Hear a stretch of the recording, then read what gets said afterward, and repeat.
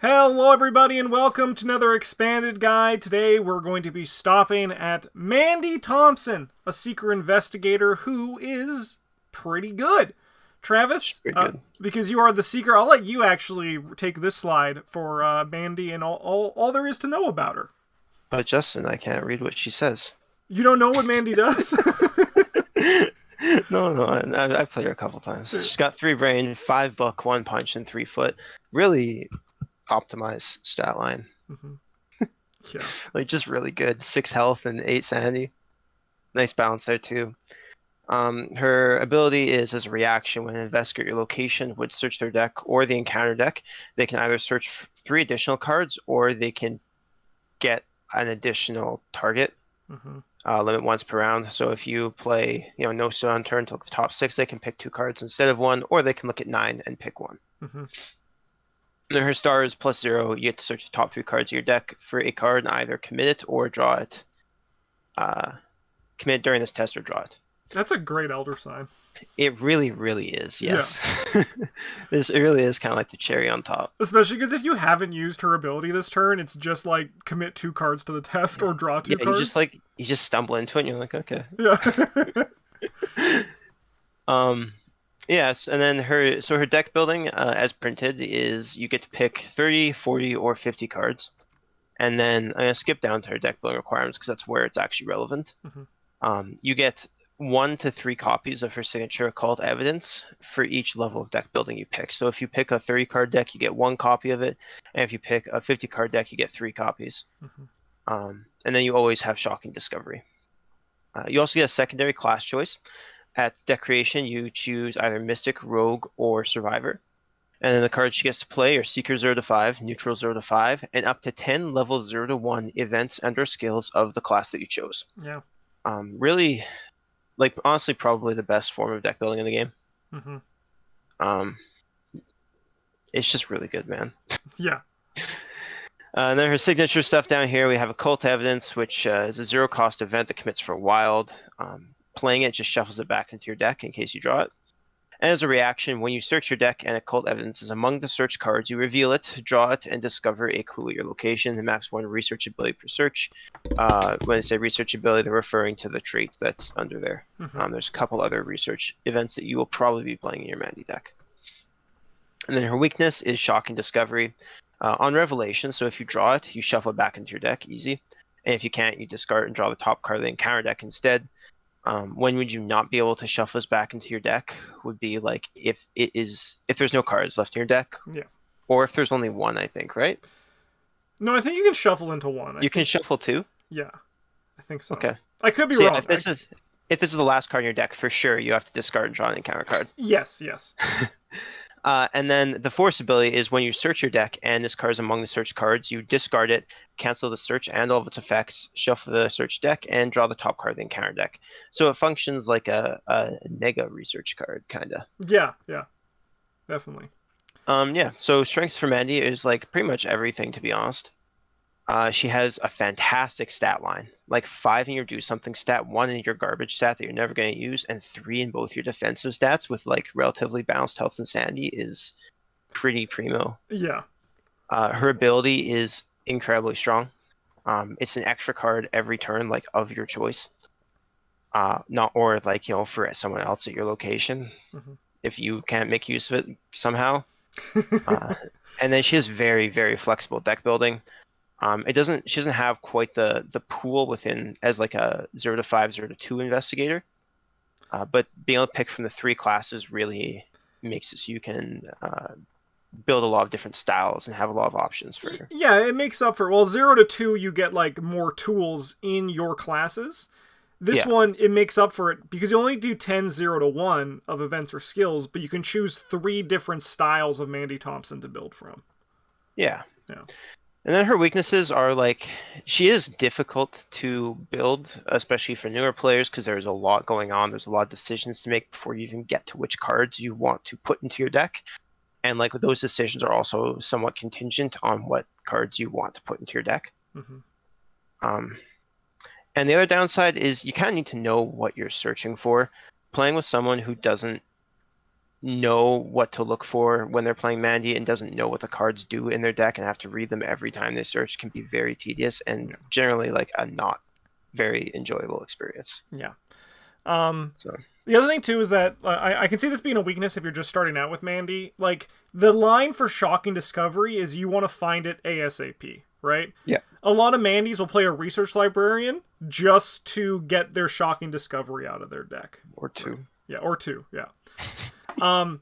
And so a question that I think would be good for people who are looking at playing Mandy, Travis, when would you search 3 additional cards, and when would you resolve 1 additional target of the search with her ability? What makes you kind of change between that? So most cards are balanced around like the search amount being like roughly the amount that you need to find something. So if you're playing, you build around them too. So for example, Prepare for the Worst looks at the top 9 cards and takes a weapon. You're building to have like at least 1 weapon every 9 cards, right? Mm-hmm. So generally, it's better to just get more out of those cards. So like 90% of the time, you should be picking like taking an additional card.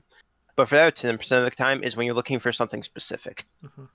That's when you play your backpack and you're looking for your last piece, your last segment of Onyx. That's when you're looking for your last copy of 3 Aces. That's when you're looking for your Necronomicon to like start to abuse it. If you're looking for one thing in particular that you need to fix a problem, it doesn't matter if you get more than that because you need that thing. Yeah. But when you're just getting stuff off of Eureka or No Stone Unturned or Practice Makes Perfect, you just take more. Yeah, just take more. Sweet. All right. Let's go into the core class and start talking about some notable cards here for Mandy Thompson. These are all going to follow a very similar structure where it's going to be Seeker and then neutrals, zeros, and experience. And then we're going to be talking about the 3 main class colors after that. So we have a bunch of staple cards here, which you can see with the little elder sign. Magnifying Glass, it's a staple. We have a video down in the description where you can see us talking about these cards in greater detail. But basically, it's just, more book to get clues, and it's also fast, and it's really good. Old Book of Lore is a very powerful tool in Mandy Thompson because it lets you search every turn. The more you can use your ability with Mandy, the more you're going to win, right? And this just says, hey, look at the top 3 cards of your deck. Or an investigator looks at the top 3 cards of their deck and grabs 2. Or if they want it, they can look at 6. And you basically have like a No Stone Unturned built into just as an action that you just pay for once. Just a very powerful card in Mandy, and you'll see it as usually realistically a 1-of, because Mandy is very good at finding what she needs to find. Research Librarian, as I said, you can use this to both eat a Shocking Discovery, and then if your Shocking Discovery is already eaten, grab a tome asset, like that Old Book of Lore. Dr. Milan Christopher, he is a staple. He gives you book and resources for investigating, which is what you're going to be doing anyway, so have a great time doing it. Our bottom row are all staples. Deduction is more clue. Flashlight is like, easier clue, because it just reduces shrouds on locations. This actually, I imagine, could be pretty fun as a build with Mandy, with some of the Scarlet Keys cards in the Survivor class that we're not talking about today, but that could be a little bit of a fun Mandy build to try out. Yeah. Emergency Cash. Emergency Cash gives you money. Guts gives you more brain. Manual Dex gives you more foot and replaces itself afterwards.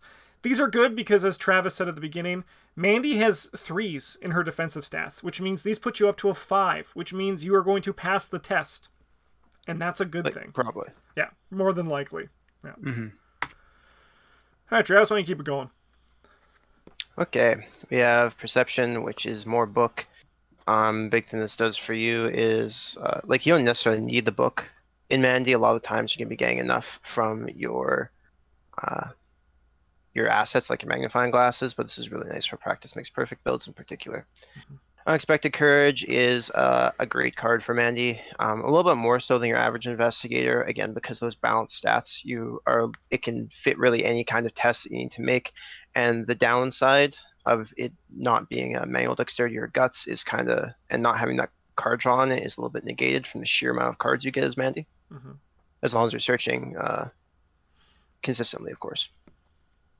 Onto some of our upgrade cards. We have our level 1 magnifying glass, which is just free, and you can pick it up if there's no clues in your location, which can be nice for like hand size builds.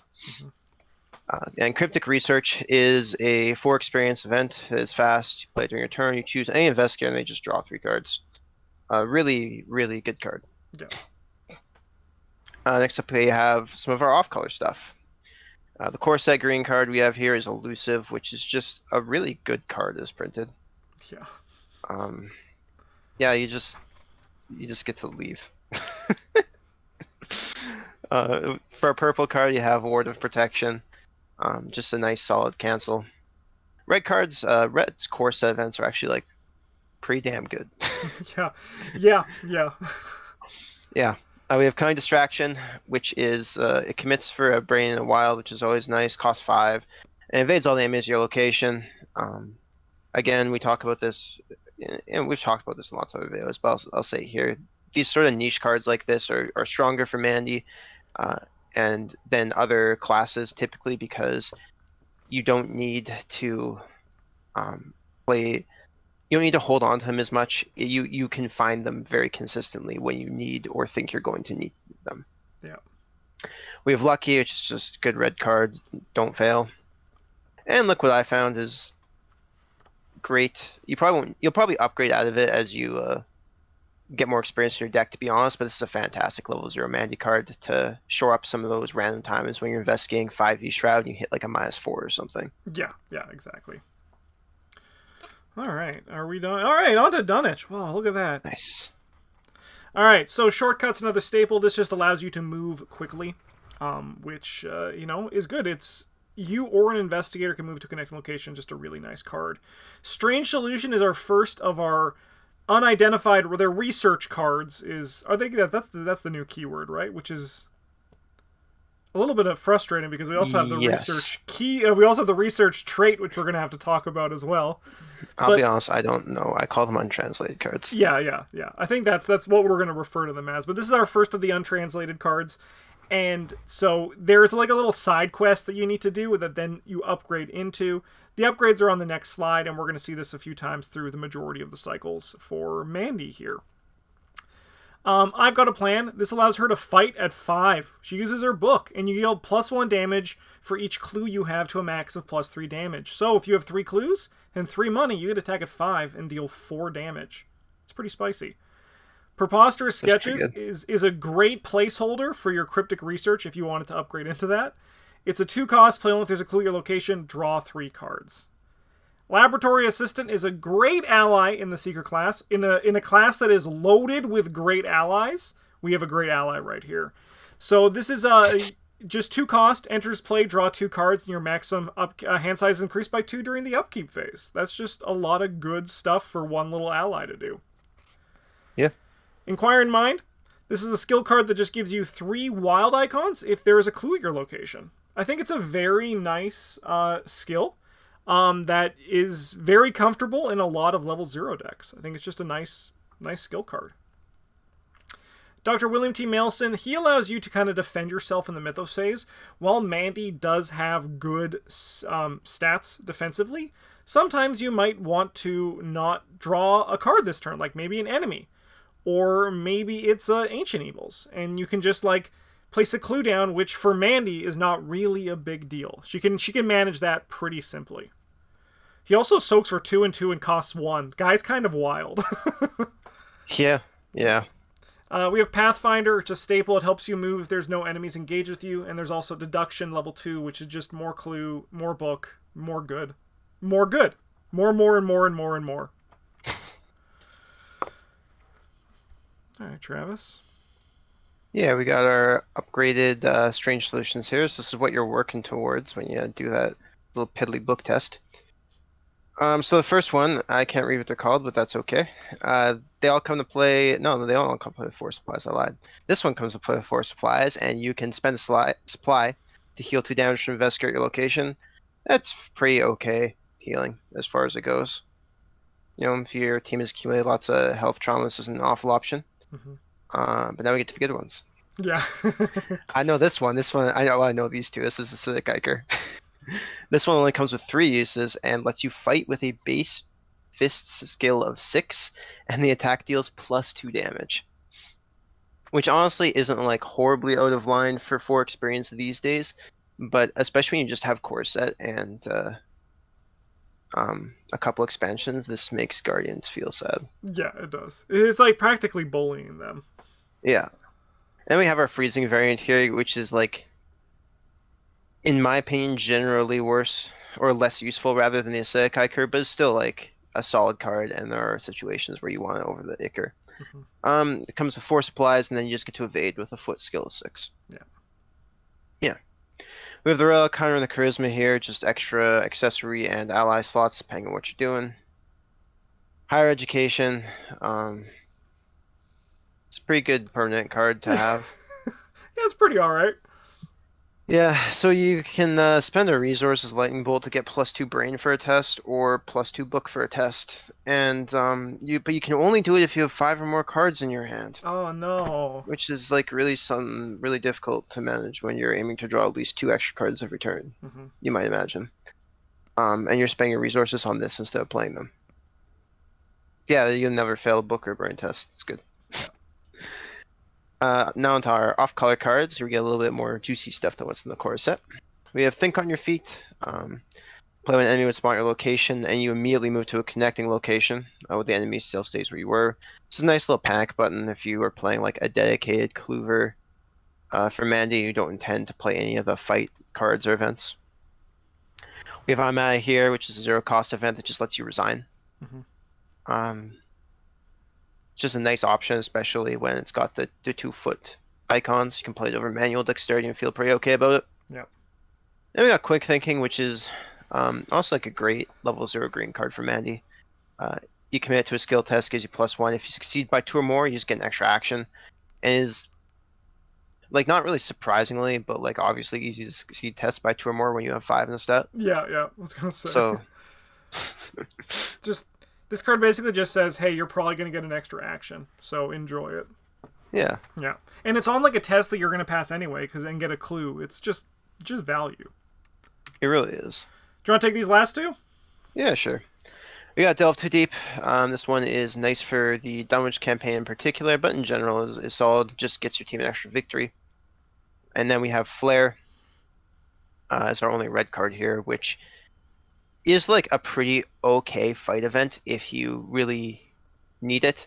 It'll put you up to 4 punch, and you'll have a couple other cards with wild symbols or a random fist symbol that you can probably get up to 5 or 6 if you need it.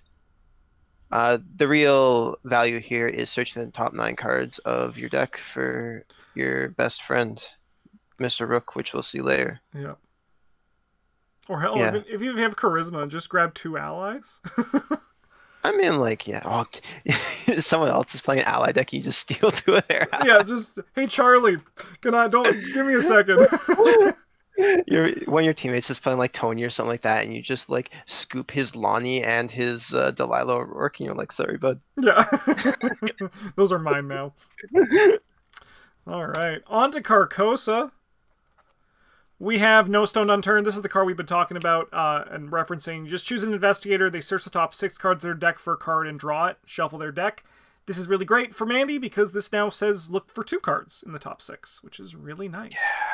If the person you're helping needs to find something really specific, you can give them a search 9 with this. But generally, as Travis said, most of the time you're going to be using this to just like grab an extra card. Mm-hmm. Calling in favors. Whoa, you get to search the top 9 cards of your deck for an ally asset and play it, reducing its cost. You just have to return an ally you control to your hand. Ah, shucks. Like maybe like the laboratory assistant or a Mr. Rook that you want to refill the secrets on. Ah, shucks. What a downside. But then you get a librarian. Yeah, or a research librarian. Ah, shucks. So many great things to hit with calling in favors. This is one that generally is like probably one that you search 12 on. Most likely, if you haven't used your ability yet. I don't know, man. You get the discount on both of them. Yeah, but I mean, like, if you don't have a charisma. If you have a charisma, yeah, grab both, yeah. This card actually I have a hard time building Mandy decks. Like, you get so much value out of it, and it's so hard to not include this and then also just spend my first couple experience on Miskatonic research funding. Yes. So you just get those free ally slots, and it's so much value, man. Yeah, and actually, honestly, I played a Mandy deck where I would play calling in favors just to reset my Mr. Rook, and if I didn't hit anything, I'd be like, okay, I'll play Mr. Rook and just do it again. Yeah, no, like it's so good for Mandy. Yeah. Logical Reasoning allows you to heal horror or discard a terror card as long as you control a clue. That's not hard for you to do, and healing horror or removing a terror card from a weak rogue's, a pitiful rogue's threat area, like a Frozen in Fear, is probably very nice for them. Yeah. The untranslated cycle for this expansion is Archaic Glyphs. So I know this one mostly, but I'm going to read it now because, I haven't played this one in forever. But as an action, you can discard a card with at least one book icon from your hand. Place a resource on Archaic Glyphs from the token pool as a secret. After the third secret is placed, gain 5 resources, and you have translated the glyphs. So this is actually pretty fun with... Shocking Discovery with the Shocked Rabbi. That was the name of that. What's the name of Shocked Rabbi? Shocking Revelation? Astounding Revelation. Astounding Revelation, yeah. We're going to talk about that card later. But that actually allows you to put secrets on this thing, which is kind of fun. If you don't need the resources, you just turn it into helping you translate this, which also then in turn gives you resources. We have Eureka, which is a very nice card in Mandy. You just investigate with this committed, and you get 2 cards off the top 3 of your deck. Wow. Yeah. Forewarned, play when you draw a non-weakness treachery card, place one of your clues on location, then cancel the card's revelation effects. This is just more Mythos deck canceling, which is just always a nice tool to have, and is like very rarely not wanted in a deck. We have the upgraded Archaic Glyphs. We have Guiding Stones. You can only include this if you translate it, and it comes into play with 3 charges. Notably, it now takes up a spell slot instead of a hand slot, and it's no longer a tome. It's a spell. It's no longer an item either. So as an action, you can spend a charge and investigate. For every 2 points you succeed by, discover 1 additional clue at your location. And then we have the Archaic Glyphs Prophecy Foretold. Also comes in with 3 charges. Spend a charge, investigate. If you succeed, you may automatically evade an engaged enemy. This action does not provoke attacks of opportunity. I think both of these are really nice options for Mandy, depending on the flavor of your team comp and all of that stuff. But basically, Archaic just like getting the Guiding Stones is pretty. Yeah. It can be silly. The Guiding Stones is basically just a deduction that you can then also commit things to, like deduction, and you can just get a million clues off the location. Yeah. We have Shortcut, the upgraded version. This one requires a little bit of campaign knowledge, but this attaches to a location, and then anyone can use it as a lightning bolt and exhausting it to move to a connecting location. This card can be very good in the right campaign, and it also can just be like very good even just in general too. But most of the time, I've seen people stick with the level 0. But if you like the level 2 version, give it a shot. Ooh, we got the fancy cards here. We have our level 5 No Soul Unturned, which is fast. You can play during any player window, which is like incredibly flexible. Someone draws a bad treachery, you can use this. Like there's 2 lightning bolts before and after committing cards to a test. You can use this. They can search their deck for like 2 guts to commit to that test if they really need to pass. But you choose to investigate your location. They search their deck for 2 cards because you're Mandy, and then they shuffle their deck. It's kind of absurd how flexible this card is. We got keys. So I am in a relic. You got lots of ways to search it out, and it's like pretty good. It's pretty good. It is pretty good. For our off-color stuff, we got some Astral Travel and some Quantum Flux here. Astral Travel is just a solid movement option if you're in purple. Similar to the Elusive in the core set. And we have Quantum Flux, which can be pretty nice. You shuffle your discard into your deck and draw a card then remove it from the game.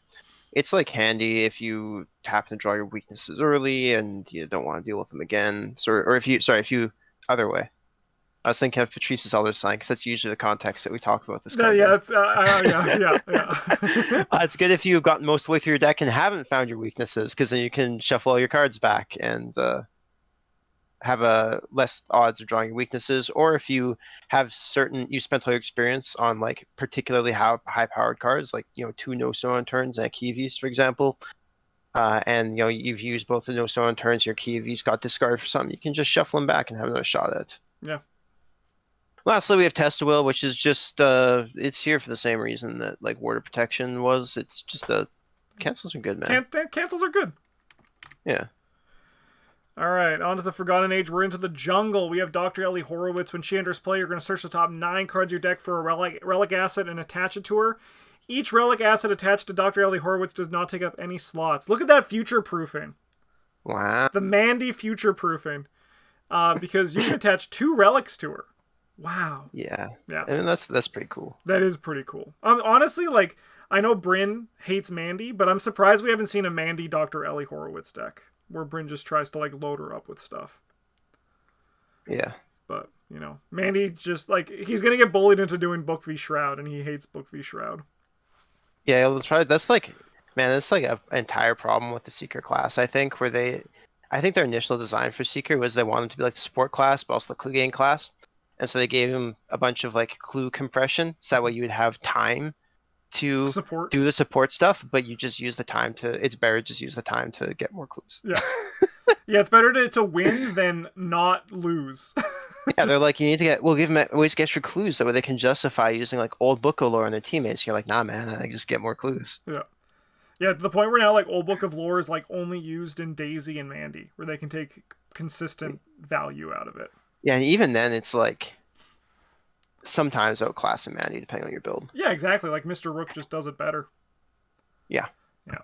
We'll be getting to Mr. Rook soon. If you don't know who Mr. Rook is, he's a very spicy boy.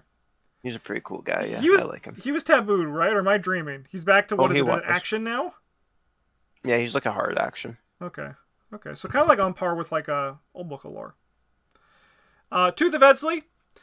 This is a relic that can take in your necklace slot. You get +1 brain and foot while resolving an ability on a treachery card.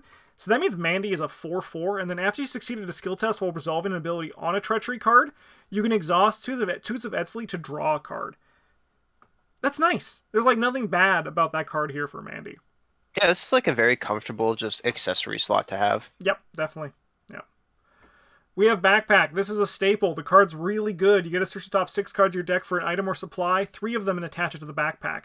So you could turn this into a search 9 and grab 3, or you could do 6 and grab 4. This one is probably like a realistic, okay option to search 9, because like then you're doing an impression of level 2 backpack. Yeah, level 2 backpack is like actually silly. Yes. And even like a backpack level 0 that's almost there is still a very good card. Yeah. Yeah. We have Persuasion. Parlay. Choose a non-weakness humanoid enemy location in test book 3. It gets +X difficulty, where X is the enemy's horror value. If you succeed, shuffle it into the encounter deck. If the chosen enemy is elite, automatically evade it instead. Just some enemy management if you are looking for that in your Mandy deck. To copy what Travis said earlier, cards like this are fine to run as one-ofs in that kind of deck because you're probably going to likely be able to find it, and then you can kind of flex with this and like maybe Cunning Distraction if you're doing that build that was talked about earlier. Here's Shrewd Analysis. This card is the card if you're going to be doing the unidentified stuff most of the time. So basically now whenever you upgrade an unidentified card or untranslated, you get the second copy for free. The only downside is they need to be random. Most of the time, this doesn't really matter too much, right? Like, unless you're fishing specifically for acidic ichor, right? You still have like a 33% chance to hit it, right? Even if you do. But if you like really want it, don't take it. But if you're looking at just like getting the good stuff, like we're going to see this in like Dream Diary. And even the Guiding Stones or whatever, the Archaic Glyphs, you could probably roll for that one too, right? Depends on how you want, because depends on what build you're going for, but it's just more experience for free at the cost of random. I think it was the first one I played Mandy. I played like a Shrewd Analysis deck because I couldn't make up my mind what to play, and I just stuffed my deck full as many untranslated things I could. And it was a lot of fun. Yes, yeah. Yeah.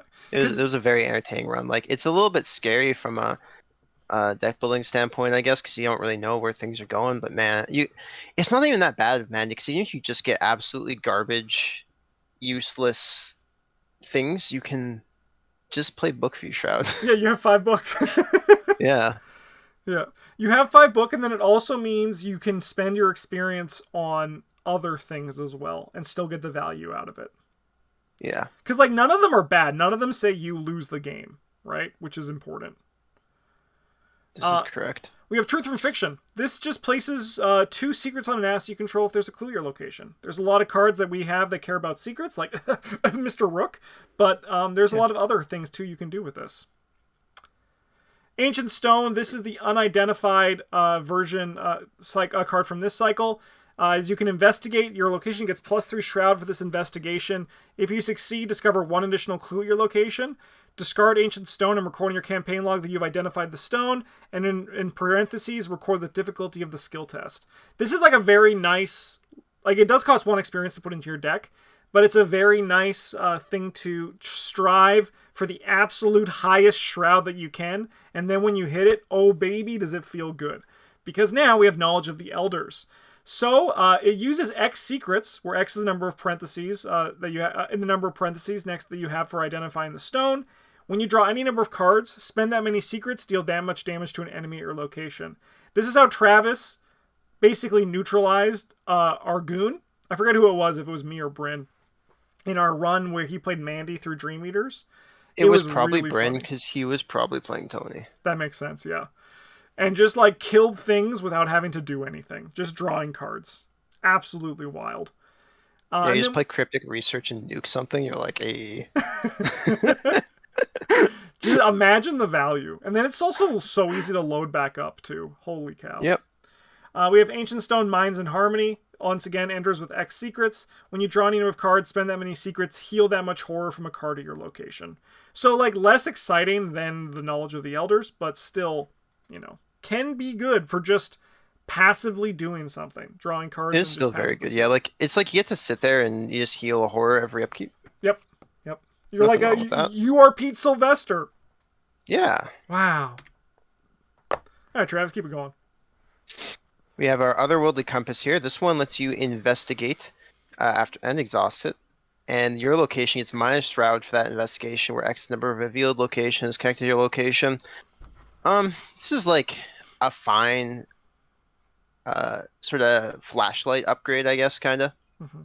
If that's the sort of thing you're looking for. It is a little tough. They cost 2 experience, but it does have like lots of uses. Or sorry, like infinite uses. It doesn't have supplies or anything like that. It can be pretty good in decks that want to abuse succeed by effects. You know, if you're playing lots of deduction level 2, which should be, and also guiding stones, the archaic glyphs, and like quick thinking and stuff like that. You can get quite a bit of value out of this. It's not for every build, but like the ones where you want to make like one big test and get lots of value from it every turn, and spend your other 2 actions doing other things, it's pretty solid. Yeah. Next up, we have Noctic Manuscripts. This one is Item, Relic, and Tome. It's incredibly searchable. It has 3 uses, 3 secrets. As a reaction, when an investigator at your location performs a skill test, during a revelation effect, you can spend a secret and they don't reveal tokens. As an action, you can spend a secret to choose to investigate your location, and the next skill test they do this round, they don't reveal tokens for. It's an incredibly powerful support card, and like just a pretty strong card in general, where you just get to do the thing that you want. Yeah. 5 experience is a lot, but you'll have no issues finding it, even if you only have 1 copy. And it's not that difficult to recur it, with it being an Item, Relic, Tome, and using secrets. And yeah, like especially when you're playing, if you're looking at cards like Guiding Stones and Deduction, or your goon wants to play some kind of weird shotgun build, this card can be really, really good. We have some kind of spicy off-color stuff for this cycle. Some cool stuff here. We got Eavesdrop. It's a 1-cost event that you choose an unengaged enemy at your location, test book X, where X is their evade value, and if you succeed, you get to discover 2 clues at your location. It's like a pretty neat way to get clues off of high Shroud locations if you don't want to play lots of book boosting assets for some reason. And also if your teammates just happen to be playing sort of evasion-oriented characters, this can be a little bit strong too, because they're not going to be killing the enemies as efficiently or as often. And we have, speaking of evading enemies, we got Slipaway, which lets you add your book to your skill value for this evasion attempt. Plus evade. 5, baby. It's like what most green characters get, but your stats are the good way. Yeah. And if you succeed by 2 or more and the evaded enemy is not elite, it doesn't raid during the next upkeep phase. This card is, I think, like quite strong for Mandy, especially at like the less players you have in your game, Mhm. where locking an enemy down for 2 turns with just like 1 skill test is it feels pretty good. Our sole level 0 purple card here is Premonition, which is fast. You play during a Lightning Bolt player window, and you put it when it comes to play. You draw a card or a token from the bag, and next time a player would draw a token, they draw the ones on Premonition instead. So normally we use this just at the start of the investigation phase, and we're like, hey, who can do something with this token?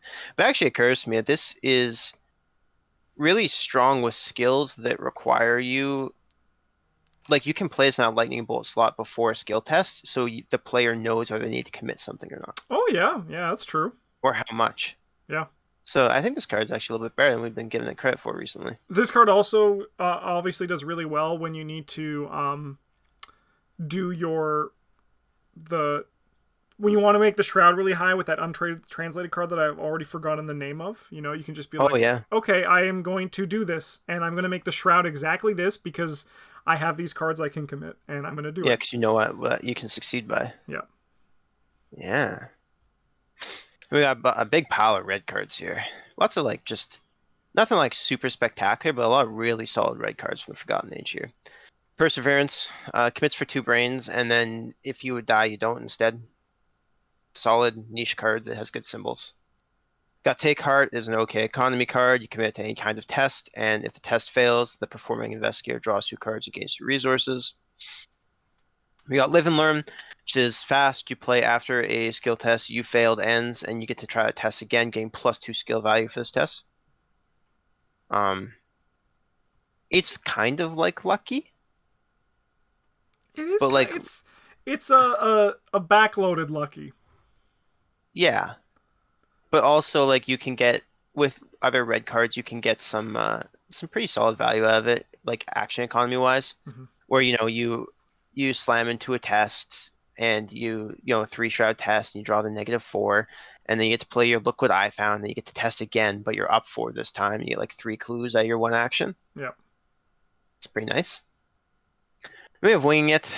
You can play Wing It from your discard pile, and if you do, you shuffle into your deck instead of like putting it back into your discard pile. You get to investigate, and your location gets -1 shroud for this investigation. And then if you played Winging It from your discard pile, you get an additional clue if you succeed. This is just nice clue compression if you choose red as your off color. Hell yeah. All right, on to the Circle on. Oh my God, real voice reveal right there. All It's right. tough, man. It's lots of talking. We have Fingerprint Kit. This is a 4 cost, 3 supplies, takes up a hand slot. You can exhaust it and spend a supply to investigate. You +1 book for this investigation, and if you succeed, discover an additional clue at your location. It does cost 4, but you do get 3 deductions out of it, which is a pretty good rate. Just you're gonna be at 6 with this, so like that's a very comfortable number, and you're gonna, especially like if you're running some red tricks as well, like the Live and Learn that Travis just talked about, that can get really nice here with Fingerprint Kit. Mm-hmm. Connect the dots. Play if you discover the last clue of your location. Discover 2 clues at a location with lower printed shroud value than your location. Just, hey, do you want to get some clues while getting some clues? Connect the dots is for you. Who was the fucking seeker in Circle Undone? Joe Diamond? Joe Diamond. Yeah, that's why it's like an insight. Yeah, I was gonna say, like, that's why things are also so expensive. Yeah, that makes sense actually. Yeah, because everything was cheaper for him. Mm-hmm. We have Curiosity. This is if you have hand size, you get more brain or book, depending on, what test you're committing it to. If you're playing hand size, this is a nice level 0 card. I think it does get outclassed as you get to better and bigger things, but level 0, this card can be very nice in a big hand size deck. Yeah. Crack the Case is a fantastic staple. Just after you discover a clue from a location, you can divvy up the resources equal to that location's shroud. Not even you need to discover the last clue. As long as the last clue is just discovered, it's just, here's some money. And it also says at the edge of the earth on it, so that's fun. Mr. Rook, this is the guy that we are talking about. We talked about him a lot in the video, but I think he deserves a special mention here. So, Travis, I'm actually going to throw Mr. Rook to you because you'll do a much better job at concisely explaining why Mr. Rook is so good here than I would. Okay, so Mr. Rook, just with what's printed on him, he's a 3-cost ally. It's an asset. It's level 0. He kits for a brain, but don't ever do that. He comes with 3 uses as secrets, which is more important than it seems. Takes up an ally slot and soaks for 2 and 2. And his ability is a lightning bolt. You get to exhaust Mr. Rook and spend a secret to search the top 3, 6, or 9 cards of your deck for any card and draw it. And if at least one weakness was revealed among those cards, you draw one of the weaknesses as well and shuffle your deck. Drawing the weakness doesn't cancel the search. You get like the weakness in addition to the card you actually wanted, unless it's Shocking Revelation, of course. But so Mr. Rook has a lot of things going for him. Being able to soak 2 and 2 is very nice, which means because you're going to want him in play for multiple turns, 3-ish turns, to use his ability because he has to exhaust. And so that means he can take a hit for you while he's in play and then still like provide some, if not all, of his value. He says you're allowed to search 3, 6, or 9 cards, but that's probably a misprint because he actually says you search 9 every time. The reason for this is you want to be using your ability to take 2 cards off of him because you get whatever you want. So you just pick the 2 best cards of the 9. And if you happen to hit a weakness, it's quite often a good thing. Yeah. The sooner that you draw your weaknesses, because like the start of the game is generally when things are the most stable.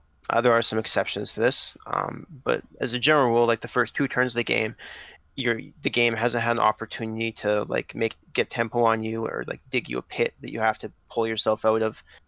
You're just playing assets and kind of coasting.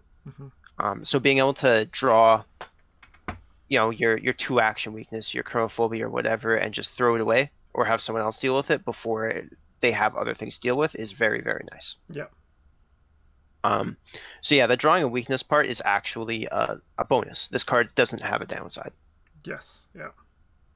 The secrets are relevant because, as we've looked at, there's a lot of other cards that allow you to put secrets on cards. Truth from Fiction, we'll see Astounding Revelation soon enough. So you can reload Mr. Rook, or there's plenty of cards that allow you to move secrets from Mr. Rook to other more useful cards if you've. I mean, like, I want to say if you're like out of uses for Mr. Rook, but like he's always useful. Yeah, more cards is always a good thing. Yeah. Yeah. So yeah, and in essence, he is 3 cost. 3 times you get to look at the top 9 cards of your deck, pick 2 cards, and sometimes you get a bonus weakness out of it too. Yeah. Yeah, you always want. It doesn't matter what else is in my Mandy deck. I always hard mulligan for Mr. Rook in my opening hand. I will, you look at your cards, your 5 cards, another Mr. Rook, you throw them all away. Because getting Mr. Rook ensures that you will get every other card that you need from your deck, like very quickly.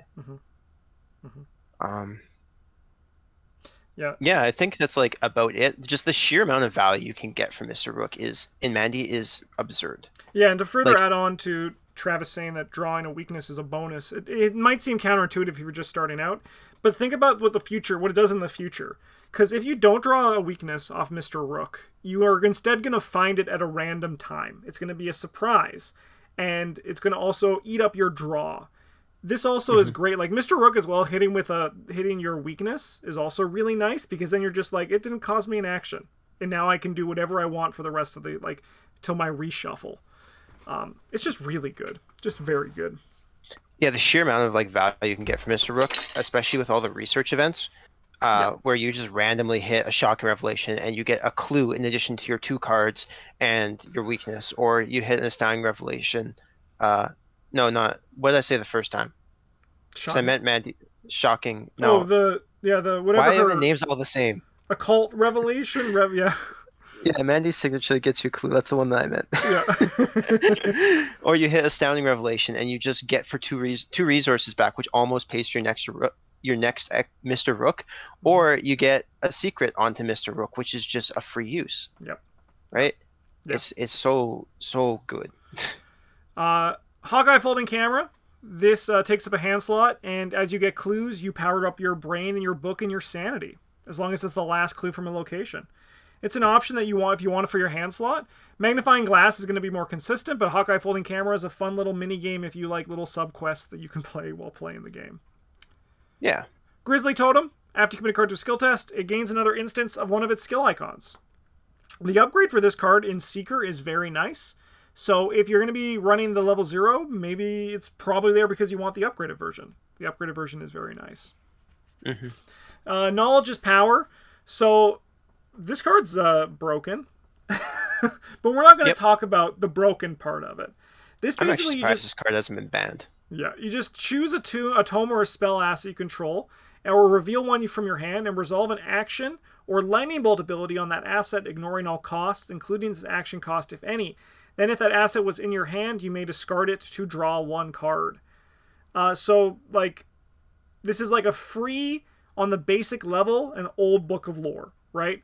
You can do a lot of gross things with it, to the point that I agree with Travis. This card's probably better if it's eventually just made forbidden. But as a new player, this is just like, if you're using tomes, this is a free use of that tome. There's not really a spell asset you're going to be able to, like, there are Seeker spell assets, but you're going to mostly be using the tome part of this one if you are building with this. Yeah. Then we got Ghastly Revelation. You can discover 3 clues at your location, give any number of your clues to another investigator, or place any number of your clues on any location. You are defeated and suffer 1 mental trauma. This action does not provoke attacks of opportunity. So the true value from this card, I think, is that you can do all the work, but then make your guardian feel happy that they did all the work. Yeah. Because they're the last ones standing. Yeah. And you could be like, no, see, you helped. You did good. Yeah, you did great. Look at all the clues you have. Yeah, good job, buddy. All right, I'll take one of these, Travis, because you took one of my cards. It's only fair. Oh, I forgot to put on the... I feel like you gave it to me, but okay. I forgot to put the Blood Right on this, but that's okay. So, Occult Lexicon. After enters play, search your bonded cards for 3 copies for Blood Right. Add 1 to your hand and shuffle the other 2 into your deck. When Occult Lexicon leaves play, find each of those copies of Blood Right and remove them from the game. So, the big downside that we always talk about with Occult Lexicon is that it's a one-of. Luckily, Mandy does not give a rat's ass about that. She'll find it and she'll play it, and then she'll find and play the Blood Rights as well. The Blood Right is like the juicy part of the card. It is a 0 cost card that when you play, you can draw 2 cards and then discard up to 2 cards. For every card thusly discarded, you can either gain a resource or spend a resource to deal 1 damage to an enemy or location, and this action does not provoke attacks of opportunity. This is a very good card because it allows you to draw cards and also then discard cards to just deal testless damage at the cost of resources. It's very versatile, and it just, it does exactly what you want to do when you want it to do it. Yeah. It's pretty good, yeah. All right, Travis, you can take the rest. Thanks. We got Death 13. Oh, thanks, Justin. Very generous of you. Death 13, this gives you +1 book. That's 6. That's more than 5. That's good. We got Grizzly Totem. This lets you... it's actually a pretty okay card for your accessory slot. Again, there isn't a ton of competition in your accessory slot for Mandy, so a lot of the options that are normally kind of snubbed for other investigators can shine here. After you commit a card to a skill test, you can exhaust the Grizzly Totem. The card does gain another instance of one of the skill icons, and if the skill test is successful, the performing investigator draws a card in case you need more cards. Got Esoteric Atlas. It's a tome that uses 4 secrets. It's an action. You can spend a secret and exhaust it to choose a revealed location that's exactly 2 locations away from your current location, and you move there. It's just a nice, cheap, random book. Most of my Mandy decks, I find, start with 2 research librarians. And so I'm looking for tomes to find as one of those. This is just a nice one that's a movement option. So, got a big pile of green cards here at level 0. Intel Report is... it's these first 3, they all cost 2. And then you can also pay 2 resources for 1 additional effect, or another 2 resources for a different effect, or you can pay 6 resources to get both effects. So Intel Report base gets you a clue at your location with no test. And one of the options is to discover 2 clues, and the other option is to get them from a location up to 2 locations away. So paying the full 6 gets you 2 clues from a location up to 2 connections away with no test. Is very good, and also commits for 2 book. The foot one evades a non-elite at your location, and then the upgrades for it are up to 2 non-elites or up to 2 locations away.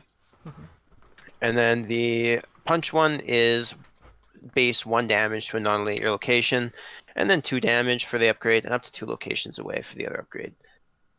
They're all like solid choices that just kind of like let you do things you might not normally be able to do. Yeah. And they all commit for good symbols. So then last green card here is Swift Reflexes. It's fast. You play during any investigator's turn except during an action, and it's your turn.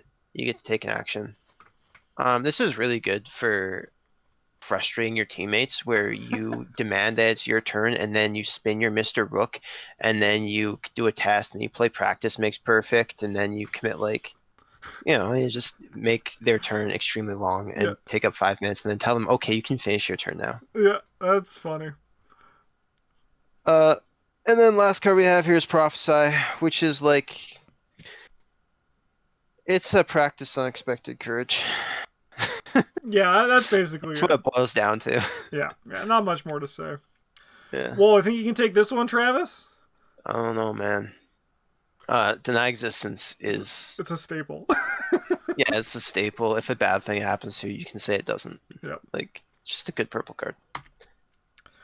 All right, we're on to Dream Eaters, which is Mandy's home cycle. We're going to see a lot of the cards we were talking about here come into effect. Oh my god. I forgot the frickin' pendant of the queen. Wow. I was doing pretty good. And these are like minor mistakes, luckily. But, no, like... We have wouldn't like be a some PvG video without minor mistakes, Justin. Yeah.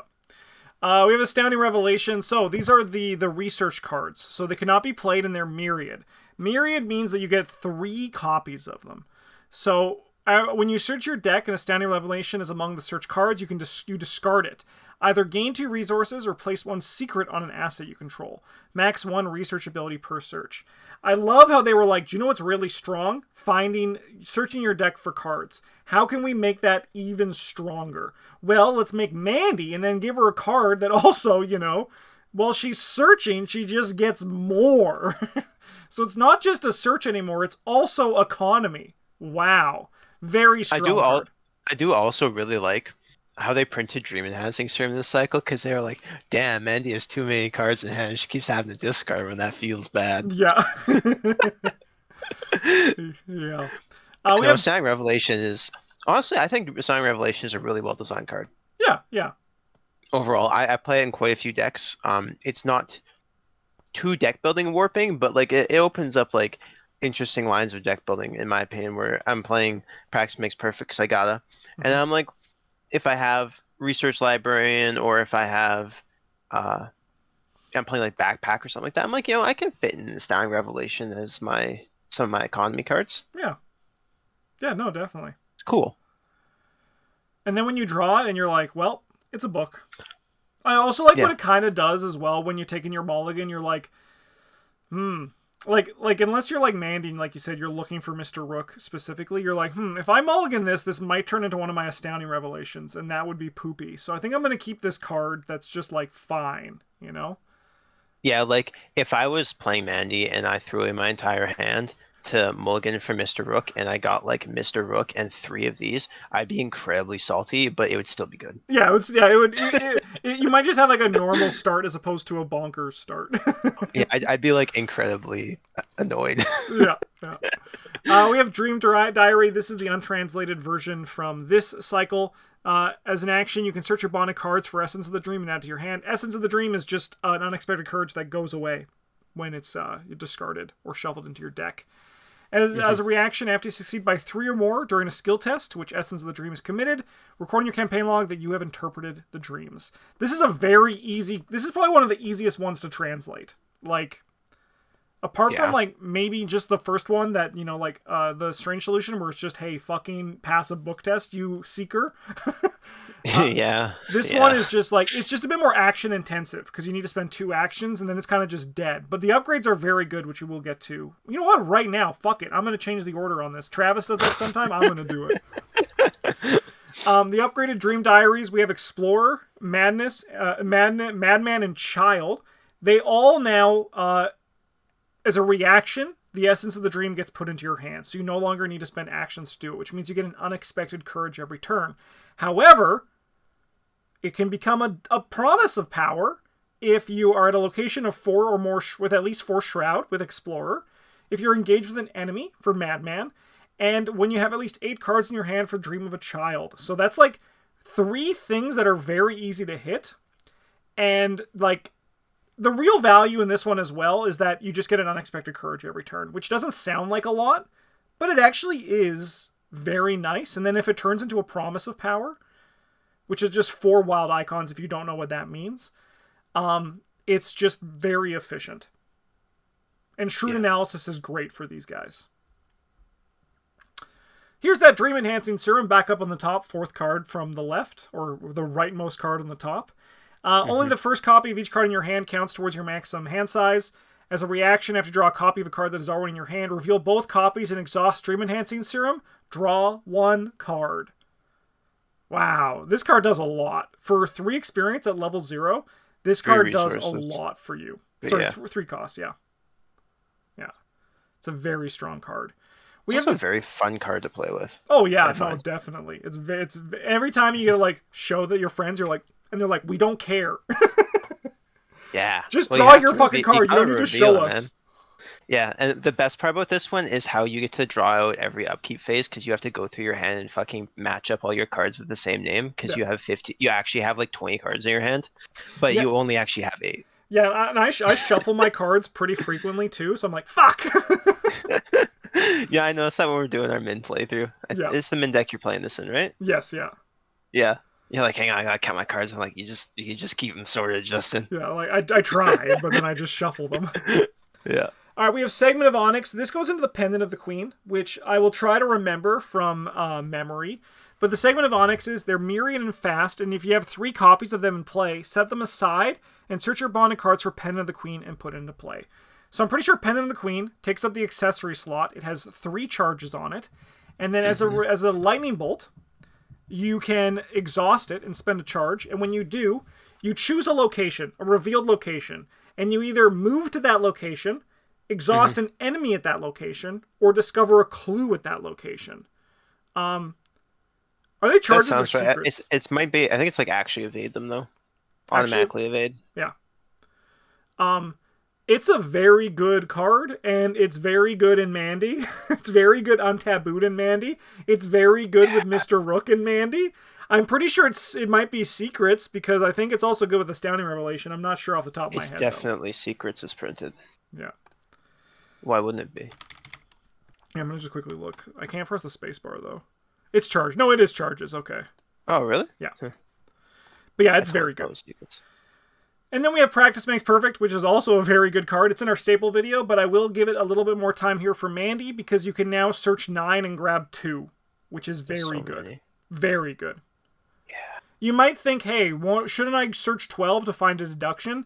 No, it's probably better to just like find a deduction and perception, or a perception and an enraptured, right? You don't need to hit deduction on Practice Makes Perfect, because you're already running such good practice skills. Just hit 2. Just hit 2.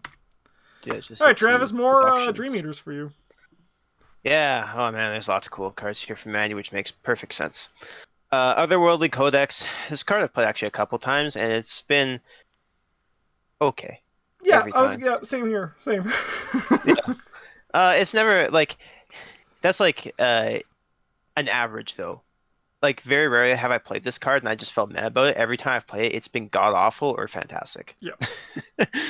But yeah, being able to look at like you can get some pretty solid, some pretty good value from this. You know, you look at the top 9 cards, you get to kill 2 enemies, or you're playing Circle Undone, you get to snipe 2 treacheries or something like that. And it really is just kind of like a filler tome to use that research librarian, though, in my opinion. Extensive research, 10 cost, 1 experience, cost 1 less for each other card in your hand. You discover 2 clues at your location. Great card. That 10 cost is not as daunting as you think it will be when you draw 3 cards a turn. 2 extras a turn. Yeah. Lucid Dreaming, 1 cost spell for 2 experience. You choose a card in your play area or reveal a card in your hand, and then you get to search your deck for another copy of that card and draw it. Or 2 copies if you choose. This plays extremely well with the myriad cards with Mandy. Yeah. If you play 3 aces, you just get it. You're playing Open Gate, you just have them all. You're playing Segment of like Onyx, you just say, I want them all. you just get them. That's Just wild. give them to me. It really is. You do have to turn off your Shocking Revelation first. Yes. But it's also strong with other things. Your Mr. Rook's almost empty. You go find another one. I'm sure there's other reasons to use this card on your cards in play, but I can't think of any. Anyway, Surprising Find is our 1 experience research event. It's got myriads. You get 3 copies of it. And then when you find it while you're searching, you put it into play, and then you commit to your next skill test. And if the skill test is successful, you draw a card. Nothing flashy, but like just a solid card. Mm-hmm. So we have our Upgrade Old Book of Lore. Costs 1 less. Going to cost you 3 experience for your deck, though. This one comes with 2 secrets. And you still get the same search, the top 3 cards. But you can spend a secret to have them play that asset immediately, reducing the cost by 2, which is... Yeah. It can really dig some of your goon out of a hole or something like that. If you guys drew a disproportionate amount of enemies around, and they don't have enough bullets in their gun or something like that, you can help them find another one. Just play it. Or if they're relying on a guard dog to deal their damage. Yeah. Then we have the Eye of Truth. This is a 5-cost skill, so it's going to be good. Commits for 4 wild symbols, the same as that level 0 card, and it's practiced. It's also a spell too, but it's practiced. Wow. Mm-hmm. If this skill test is on treachery and the test is successful, you attach that treachery you attach the Eye of Truth to that treachery and put in the victory display. And then any time for the rest of the game that someone draws that treachery, they get +4. Yeah. Which is insane sometimes. Rotting Remains, just you don't care about it anymore. It doesn't exist. Yeah. Lost in the Wilds, who cares? Mm-hmm. You're in the Sandpit, whatever. Great card, worth the 5 experience, and very fun to play with as well. We have Open Gate as our first off-color card here. This one's Myriad. Fast, you play only during your turn, you attach to your location, and there can only be a group limit of 3 in play. And basically, the locations that have open gates on them are considered connected. Mm-hmm.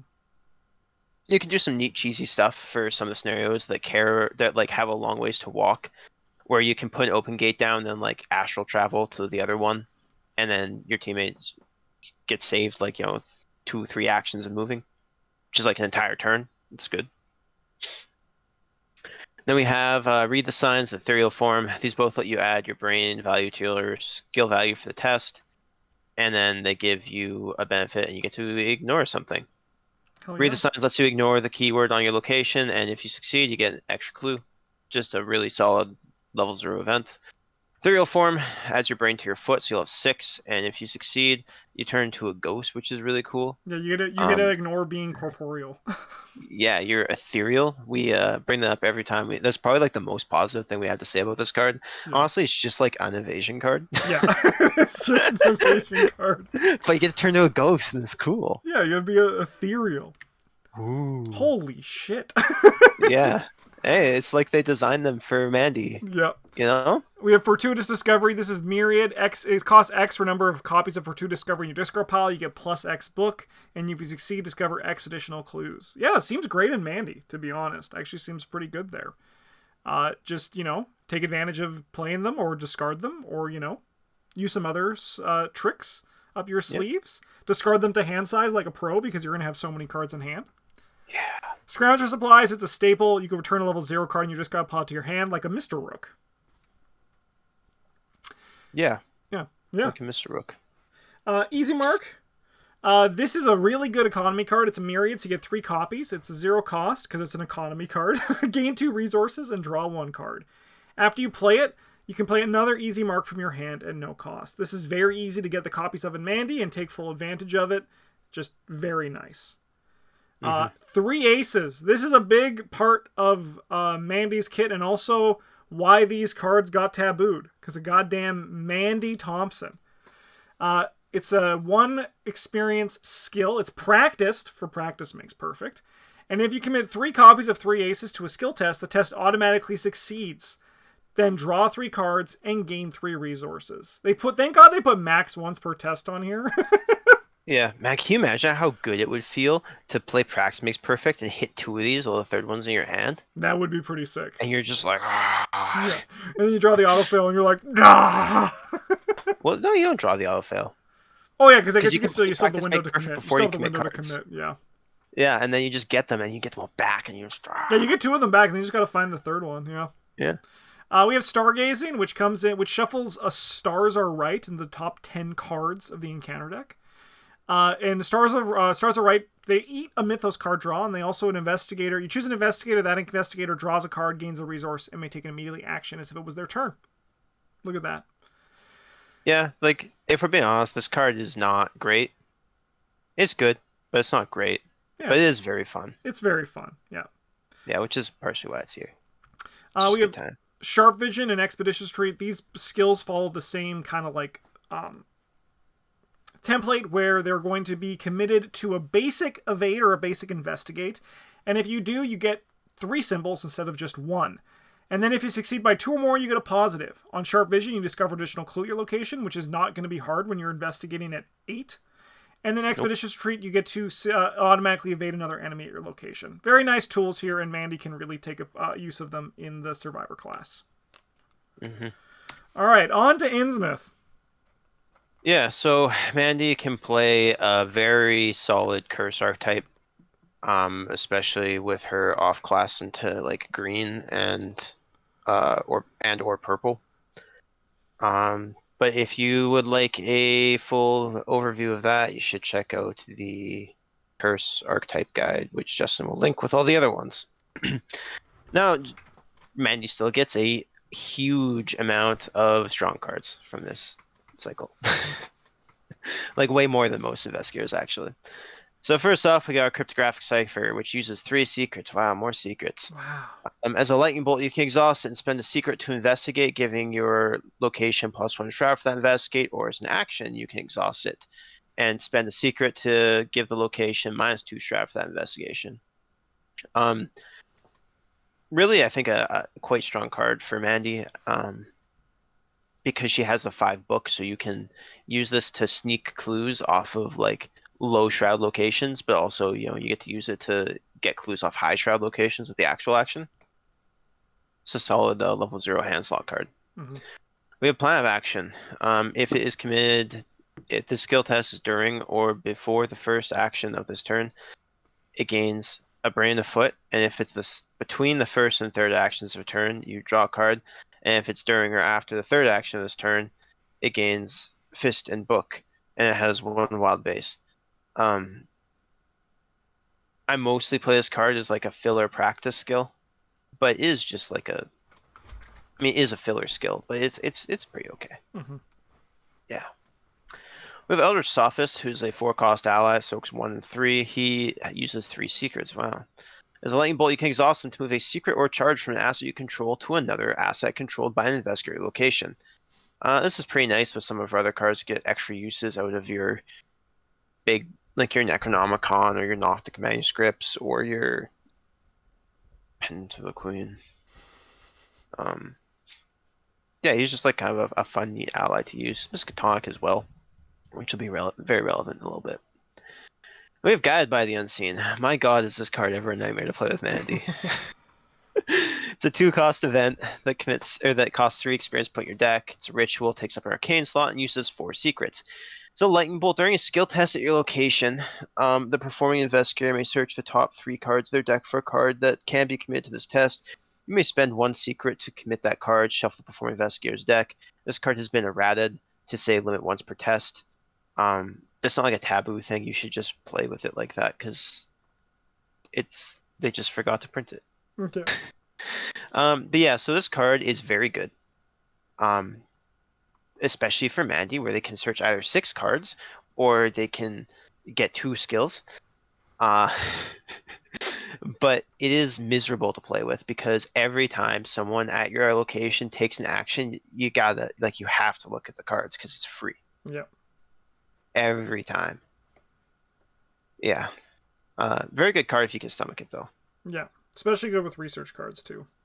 Yeah.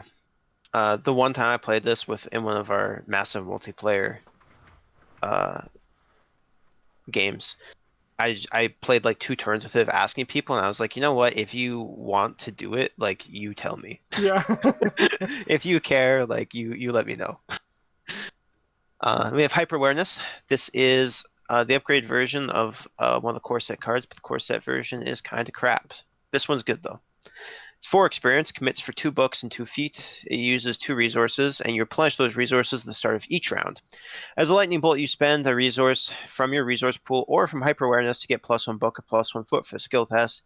It's just lots of book and foot whenever you need it. Except we have ancestral knowledge. Man, you were right. This is a long video, man. We don't usually feel this fatigued till we get to like Edge of the Earth. Oh, and Edge of the Earth's a long one. I think this was done Oh, in the before I days. yeah. This is a permanent and exceptional, so you can only have 1, and it costs you 6 experience instead of the 3. Your deck must include at least 10 skills, and it increases your deck size by 5. Before you draw your opening hand, you attach 5 non-weakness skills from your deck to this card, and as a lightning bolt, you can exhaust to draw one of the attached skills. It's just a good way to draw an extra card every turn, basically. Is a good card though, and it's fun to play with, especially if you're in that like skill-oriented archetype where you're playing like those red skills, like sharp vision and whatnot. It's good. Next up, we have Ariadne's Twine. This is a 3 experience asset that costs 0 to play. Takes up an arcane slot and uses 0 secrets. Secrets that are on the Twine can be spent as if they're on any other asset controlled by Investigator location. Man, it's any ass. I didn't realize there was ever any Investigator location, not even your stuff. Yeah. Like, but anyway, as a lightning bolt, you can exhaust it to move 1 secret from an asset you control to your resource pool as a resource, or vice versa. So this is just an infinite supply of secrets. Yeah. Which is honestly silly, but like really, really good. Yeah. Hey, off-color cards. We have Faustian Bargain. This is technically part of the Curse archetype, but it is, if you're in green, you're probably playing this. Yeah. 0 cost event. 2 curse tokens in the bag and 5 resources divvied up as you choose. Hell yeah. All right. Breaking and entering. This is a skill that. This is an event that allows you to add your foot to your skill value, so you get to investigate at 8 with no other bonuses. And if you succeed by 2 or more, automatically evade an enemy at this location. Does not provoke attacks of opportunity. This is a very good card. It's very good. Speaking of very good cards, we have Promise of Power. This should have the staple little button on it. It's just 4 icons at the cost of a curse token. Who cares? Just pass your test. It's really good. Yep. Under surveillance, after a non-elite enemy enters the attached location, after you attach under surveillance to it, you can discard under surveillance. Automatically evade that enemy and discover one clue at attached location. That enemy does not ready during the next upkeep phase. So this is really good for like hunter enemies. You can just be like, hey, you're not going to come in here and I'm going to get a clue. This also fits into that same box that Travis talked about earlier, which are like you could run this as a one of, find it, play it, and be like, hey, that was good. I've gotten my value out of this, because Mandy has that potential. Yeah.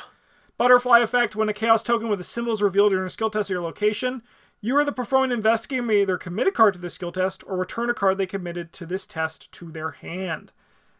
This is just good skill protection. Or skill deduction. I want to play deduction now protection. Actually, I want to put my deduction on this.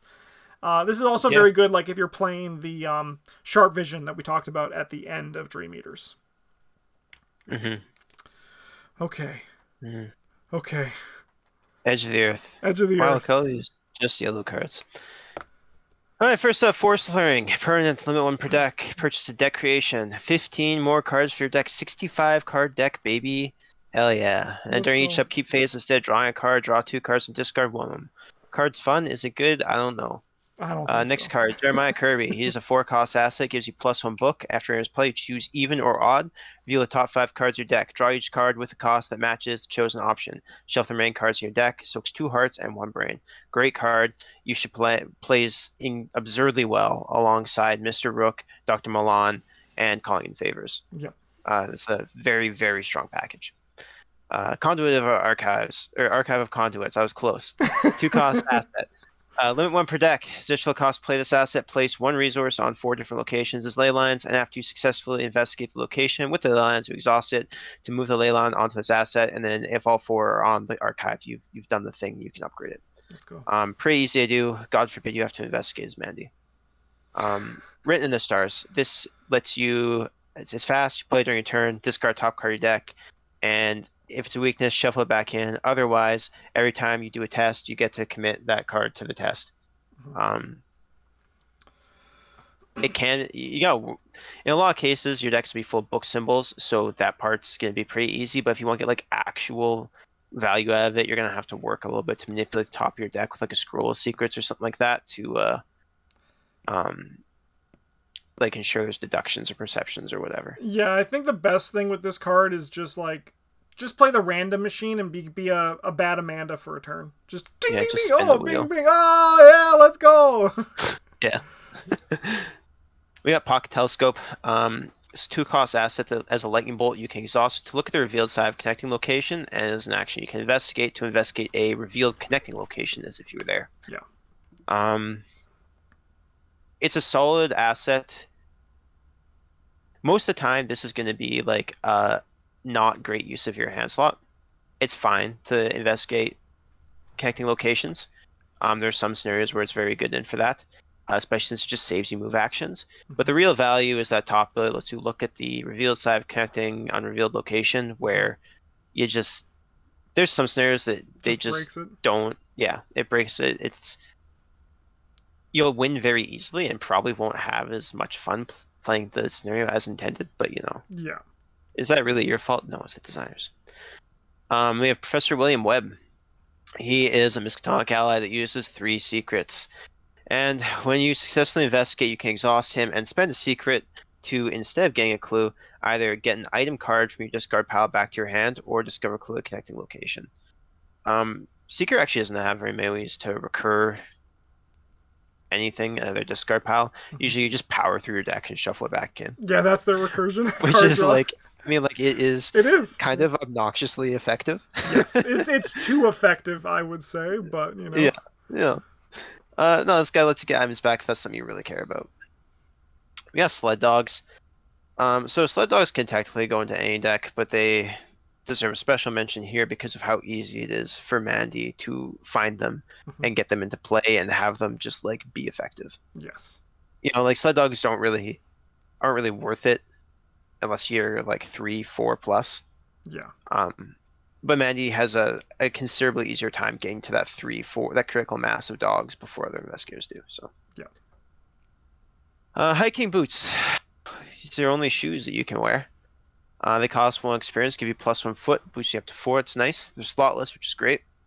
And after the last clue is discovered from your location, you can exhaust them to move to a connecting location with at least 1 clue, or to a connecting unrevealed location. This is actually a really solid movement card. You can just dump into your deck as a 1-of for 1 experience, and you feel good. Hey, Bryn. Hey, Bryn.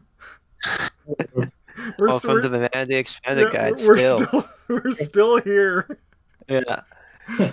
Yeah, welcome to hell. Yeah. Yeah, pretty much. We got Survey the Area as a level 1 experience. It's practice, but it doesn't work. Practice makes perfect for rules reasons, so don't play it with that. And this is for when you really need to pass those foot tests, man.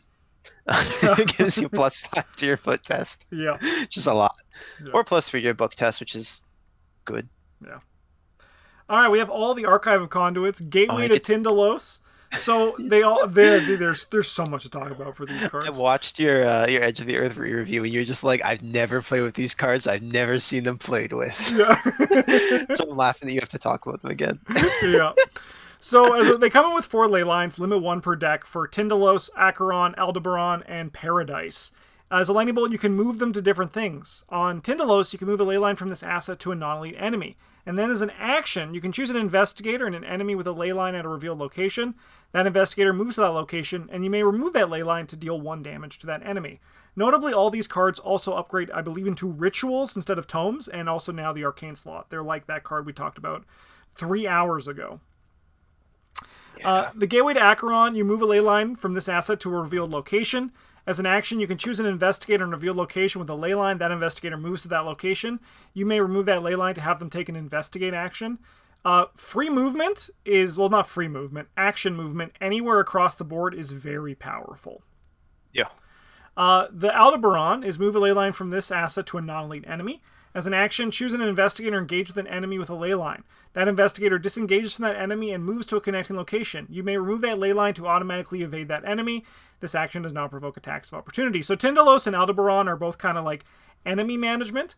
Acheron is still, I think, the most appealing one here, especially for Mandy, because being able to zip across the board. However, if you have a lot of, like, depending on your team comp, can really change which one is most appealing to you. Lastly, the Aldebaran or the Acheron one is actually like insane. Yes, because you can move anyone. Yeah, right. Not just Mandy. But Mandy's selfish. We know that about her. Yeah. Gateway to that's Paradise. why she's carrying the game. She comes prepared to carry everyone across the finish line. You will get all the clues. You can manage all the monsters. And when your teammates are like, I'm not leaving the starting location, you pick them up and you put them on the you're like, you're coming location. with me. Yeah. Paradise, you move them to an investigator and choose an investigator with a ley line. That investigator draws a card and heals 1 damage or horror. You remove that ley line, have them draw 2 cards and heal 2 damage or horror. So some healing if you want to be that support seeker we've talked about briefly. Medical tech. Speaking of support seeker, choose an investigate location, test book 2, you get to heal damage to them if you succeed. If you fail, you either deal them damage to punish them for your failure, or you can just exhaust medical texts. Unearth the Ancients. So this is an economy card where you just investigate, discover a clue, and then choose up to 2 seeker assets in your hand. And the difficulty of that test is equal to the combined cost of the chosen assets. If you succeed, put the chosen assets in play one at a time. Wow, the difficulty has to be combined cost of the chosen assets. Oh no, it just becomes that, yeah. So yeah, this basically just lets you draw cards. Don't worry about the relic thing, that's just kind of like some flavor on top of it. But look at this card as just a way to put things into play and compress your actions and economy because of that. Obviously, this is better in Mandy because you can actually find the things that you want to play rather than just like drawing it the old-fashioned Seeker way. So I think it's a nice option if you want some specific economy like this. We have the Prophesy Profana. This is a very strong card. 4 cost, 5 experience. While you're not at the locus, you get +1 book and +1 foot. You ignore attacks of opportunity. You just basically choose a revealed location to be the locus when it enters play. And then as an action, you can move any investigator to the locus. The card is wild. 6 book, 4 foot, ignore enemies. What more can you ask for? Yeah. The last 2 cards here are Eon Charts. I'm going to kind of talk about these 2 together. You can exhaust them and spend a secret to take an action, or the upgraded version, you can take 2 of the following actions in any order. Move, evade, or investigate. Just a very nice way to, once again, take advantage of secrets, but also just get some action economy out of your cards as well, which is really nice. More Edge of the Earth, Travis. Wow, there's a lot of these, huh? Yeah. Janae Beauregard. This is now cost you 3 experience, 5 to play, which is a lot, but man, is she worth it. +1 book and +1 foot. We already established 6 and 4 are good. During your turn, after you move to a location, you can exhaust her to move a clue or a non-elite enemy from a connecting location to your location, or vice versa. This is very good to get extra compression out of your. There's 2 locations, only have 1 clue. You can stack them up and get both with your deduction. There's an enemy there, you just send them somewhere else. You don't care about them. And +2 to 2 stats is kind of insane for 3 experience. And we got our divinations here. These are spells. The level 1/1 comes into play with 4 charges, and as an action you investigate. For this investigation, you can use brain instead of book, but why would you? And you get +1 skill value. If you succeed, you spend 1 or 2 charges, and then you get that main clues instead of the base amount. If you succeed by 0, you choose and discard a card from your hand, but man, who cares? Mm-hmm. You're going to have cards in your hand, they're just there. Yeah. Like your fortuitous discovery. Yeah. And we got our level 4 version, which again, this one comes with 6 charges, that's right. You get +2 skill value for the test, and if you succeed, you can spend 1 to 3 charges to get that many clues. And if you succeed by 0, you discard 2 cards from your hand, which again, kind of whatever. Protecting the Anarique. This is a neat event, cost 2 experience. 1 to play, it's fast. You play after an ally asset your location is discarded by a card effect or is defeated, and then you can either return that card to its hand or draw 3 cards. So you can get your Mr. Rook back. Nice. Upgrade version of Professor William Webb. can take an extra horror, has 3 secrets, and once you successfully investigate, you can exhaust them, spend a secret. You get to choose an item card in your discard pile and add to your hand. And instead of discovering a clue at your location, you may discover a clue at a connecting location. So the big difference here is that like you always get the clue and the item, and you get to pick whether the clues from your location or a connecting one. Yeah. Except we got some ice picks. These play pretty nicely with Professor William Webb. Wow. Yeah, imagine that. 1 cost, 1 experience. For the first one, it's fast to play. During a skill test while fighting or investigating, you exhaust to get +1 skill value for that test. And the level 3 version, as the lightning bolt, when you exhaust, you get +1 skill value. And if you succeed, you may discard the ice pick to have the attack deal +1 damage or discover an additional clue depending on what you're doing. Yeah, clue compression is nice. Mm-hmm. Then we have a pile of these talents that cost 3 to play and 3 experience. And they have 2 uses as resources, and then the resources on them can be spent to pay for cards of 3 card types, or to get +1 skill value during a test on a card of one of those 3 types. Sleuth here gets charms, tactics, and tomes. This is nice for if you're playing lots of tomes. Charms and tactics. You might have a handful of tactics. Like I think I've got a plan as a tactic, for example. But generally it's just for the tomes. Crafty, you have insights, tools, and tricks. Again, you might have a couple tools, you might have some tricks, especially if you're playing green as your splash, but insights is where the meat is going to be for that one. Hell yeah. Is there one more? There is. Yeah, Antiquary. This one is for favors, relics, and rituals. This one you're probably only playing if you're playing those favor cards that you can scale up, one of which is right below this. But the other 3 are from Circle Undone. They use to pay for relics, I guess, too. There's a decent amount of those in yellow. Yeah. But not all of them have. Most of them don't really have skill tests they're going to be consistently making, I don't think, as Mandy. So. Yeah. All right. Take the rest away, Justin. Let's keep it going. Get the energy high. We're talking about Scout Ahead. Oh my god, yeah, it's a green card. You can spend a resource to move up to 3 times, and enemies don't engage you during movement. It also just commits for 2 foot. Jury Rig. This card's fun. You can attach an item as you control by an investigator location, like a cryptographic cipher. And then during a skill test on attached asset, you can spend a durability and get +2 skill value for this test. It's all unexpected courages from top to bottom, and this card is no exception. Yep. We have Hit Me, which causes you to just fail a test if you're me, but other people might be more successful. Fast. After you reveal a chaos token during a skill test, reveal an additional chaos token, switching its minus to a plus. If that token is a skull, you automatically fail. This is just like a lucky that isn't guaranteed to be a lucky, but is probably going to give you the same result. Try it out. You'll probably do better with it than I did. Counter Espionage. This is another one of those favors that Travis talked about earlier, where you can spend 2, 4, or 6, and depending on what you spend, you get different effects. At 2, you play when you draw a non-weakness treachery, cancel that card's revelation effect, and draw the top card of the encounter deck. And then you can pay 2 for these other 2 effects, which is change the encounter deck to your deck, and change you to any investigator. So most commonly, this is probably going to be you just draw the top card of your deck instead of the encounter deck. But it could be for someone else as well. But you still get a draw from your deck when they do it, because it's a rogue card and you're greedy. Yeah. We have Winds of Power. When you draw this card during your turn, you play it, and you place 2 charges on an asset you control. Mandy is probably one of the best users of this card because she can find it and draw it when she wants to draw it. Yep. And if you're using charges on assets, like that divination we just talked about, this can be really good there. Or on your fucking Pendant of the Queen as well. That could also be really good. We have Foresight. This is fast. Play when investigate a location, would draw a card from the deck or from the encounter deck. Name a card. If the drawn card is the named card, that investigator might either cancel the card's effects and discard it, or immediately play it at -2 cost. This card will be best used with something like the Scroll of Secrets that Travis mentioned earlier, because you can put the card on top of your deck and then just play it. We have Occult Theory. Hey, you want your brain to be 8? Or you want your book to be 8?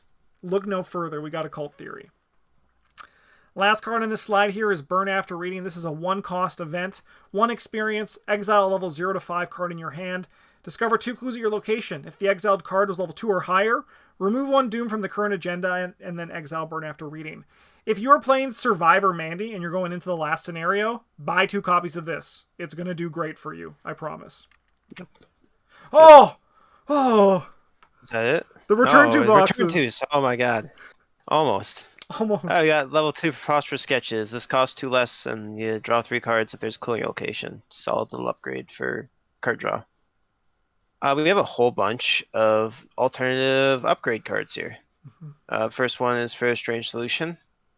This one uses 3 supplies, and you choose an investigator location to gain 2 resources to draw a card. Nice. We have our logical reasoning upgrade, which for each clue you have to a maximum of 3, you can either heal 2 horror from investigator location or discard terror card your location. That's a lot of horror healing and terror discards for just 2 resources. It's about par for 4 experience.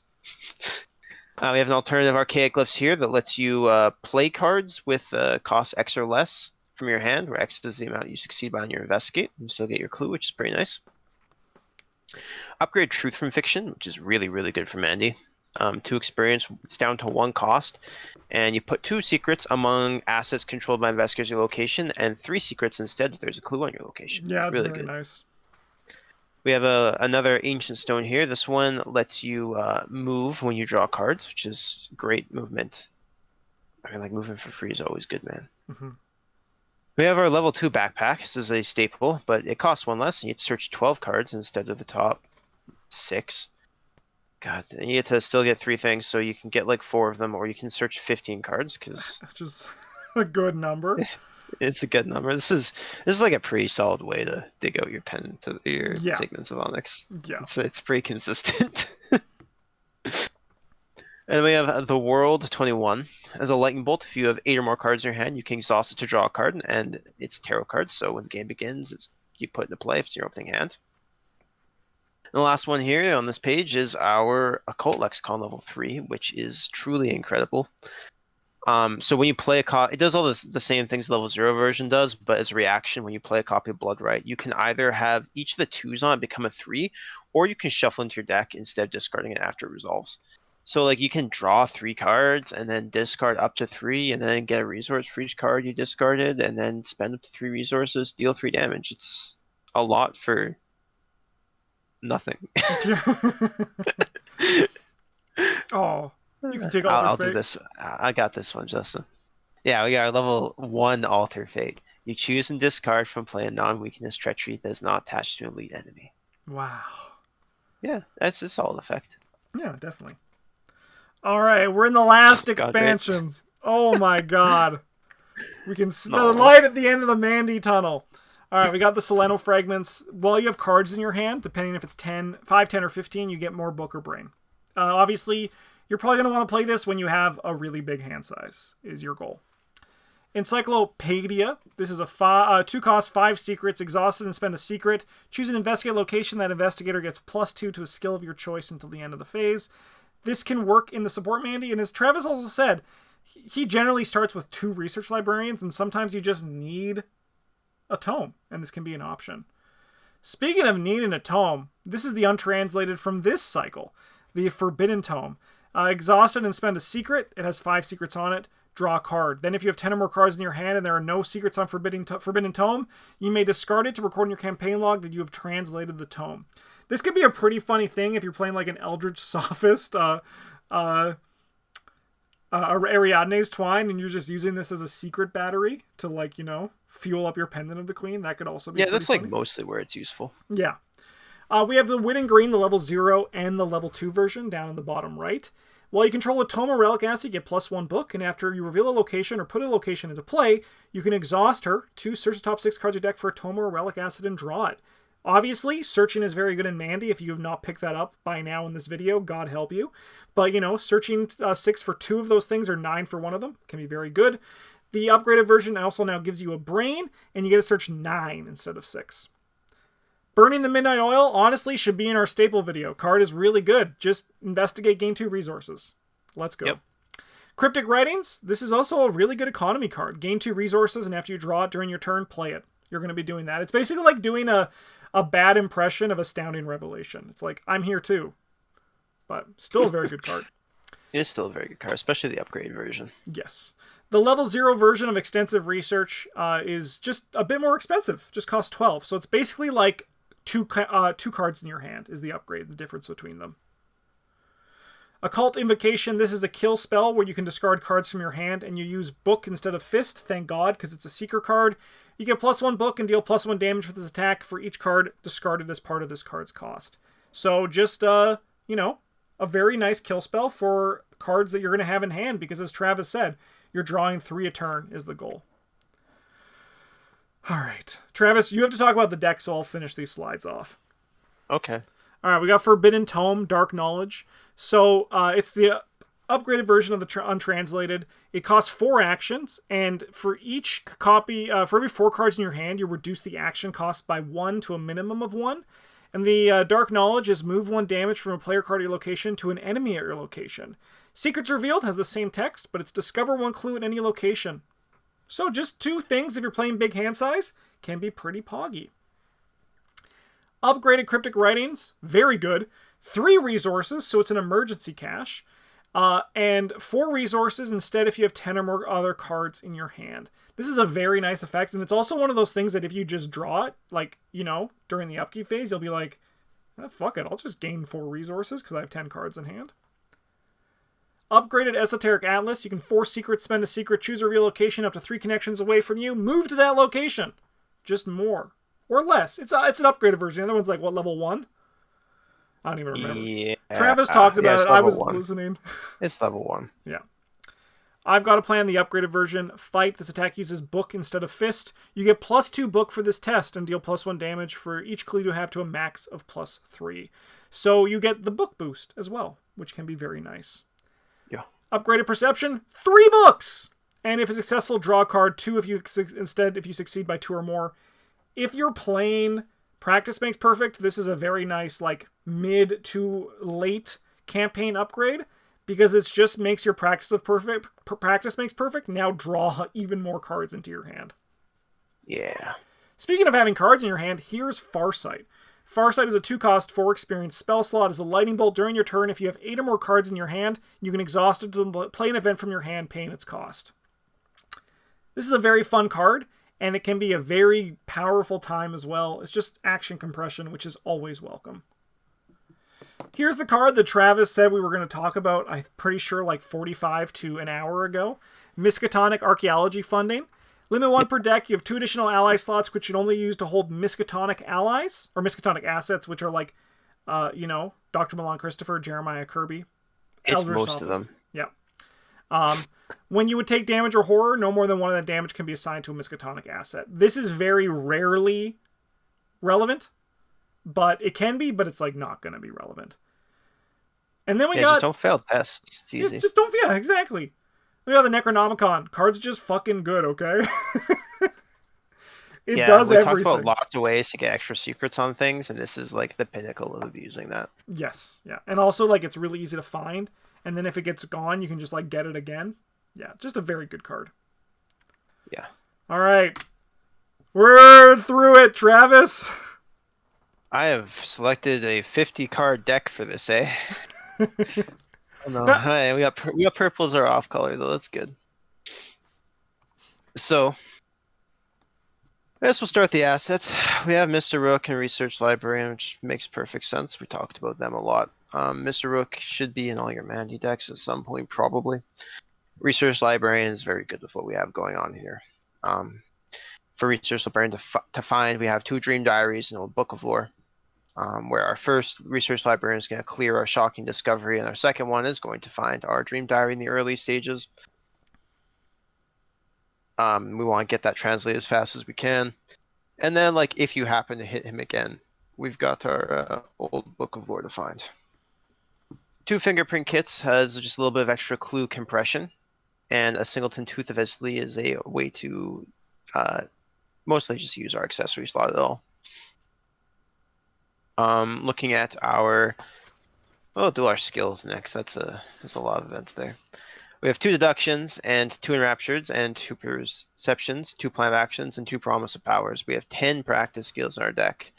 It's a very... I think that's a pretty okay number for our 50 cards we're at. To use the Practice Makes Perfect up above. And then we have 2 copies of Eureka, which is just a solid skill. Deduction, Plan of Action, Promise, Power, and Perception are all just there to kind of hit. And Raptured is the only one that like has a little bit more of a niche use where you want it to be able to put a secret on something or a secret or a charge on something like Mr. Rook. And then for events, we have Burn the Midnight Oil gets you money, Crack the Case gets you money, Cryptic Rings gets you money, and Crack the Case sometimes gets your teammates money. Nice. 2 Known Stone turns, just a solid search effect. The 3 Occult Evidences we have to play. 2 copies of Practice Makes Perfect is... They're a good card. I like playing them a lot, and Andy is probably the best investigator to play them in, I think. Wait a minute, you like Practice Makes Perfect? Yeah. Wow. Just a little bit, Justin. And we have 2 copies of Shortcut as a nice little movement thing. Movement boost. 2 Read the Signs is a solid purple event. We have 3 Open Gates in Ethereal form as sort of our other purple cards. The Open Gates are nice for your teammates, depending on the scenario, the campaign. The Ethereal form is a nice just emergency oh shit button to get you out of problems. And you get to turn into a ghost. Yeah, you get to turn into a ghost. Pretty cool. I could definitely see like cutting the shortcuts and maybe like one of the Cryptic Rings or something like that for a Astounding Revelation in this deck. I think I wanted to leave the deck more open to different archetypes. Like the Cryptic Rings is there to kind of represent hand size if you want to upgrade into that. Yeah. Sort of ideally. But yeah, this is just a real solid level 50, or not level 50 card Mandy deck. Man, this is a long video. God damn. Yeah, you know it's a long video when when Travis has the Justin mouth. And I even just fucked it up there. I had the Justin mouth there. Well, thank you so much for watching this expanded guide and sticking with us throughout the whole thing. I hope you found this very helpful in terms of knowing what cards you should consider playing for Mandy Thompson. We're going to be back in 2 weeks with a Mystic. I don't know which one. I'll find out when I look at the thumbnail I made for it. But thank you so much for watching. Have a good one. And as always, a GG's.